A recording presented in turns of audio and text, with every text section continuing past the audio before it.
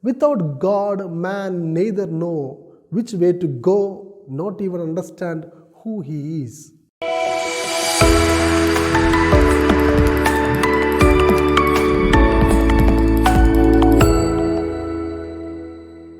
My dear brothers and sisters in risen Christ, the journey to Emmaus is one of the most touching incidents narrated in the entire Bible. The evangelist Luke gives a special coloring to his gospel with this splendid journey and recognition story. Through this reflection during this Easter octave, let us go on a journey with the risen Lord.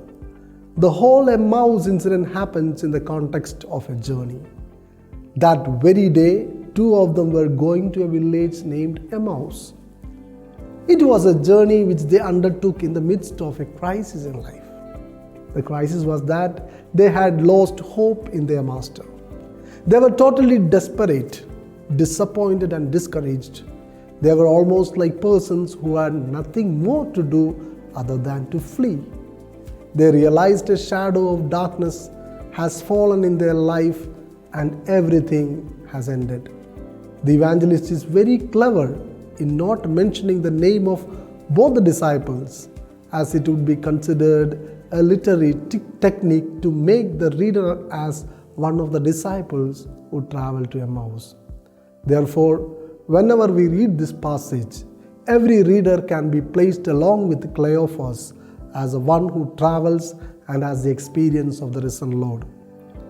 Though the disciples were discussing or talking to each other about all that happened in Jerusalem, then we see Jesus join in their conversation. Most of the English translations use the word "he drew near to them."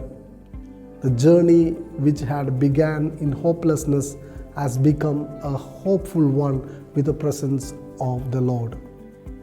Jesus enters into conversation with them.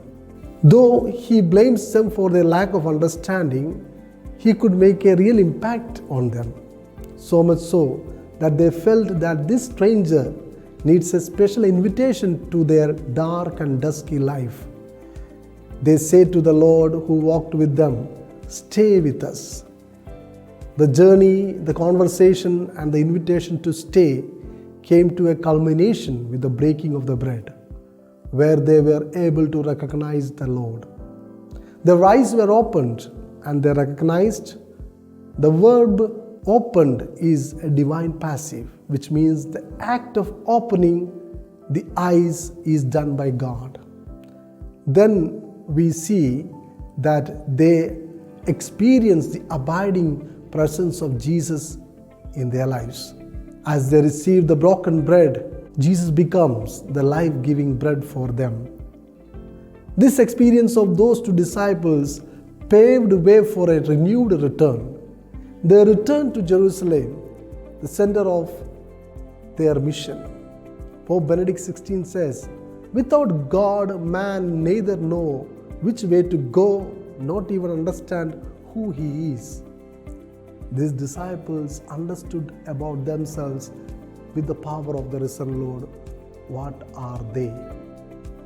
The tired, desperate disciples were able to undertake another journey to return even in the same dark night. That was the impact of the traveler Jesus in the life of those disciples. And they really experienced the resurrection of the Lord in their lives. For the evangelist Luke narrates that, "And they rose that same hour and returned to Jerusalem."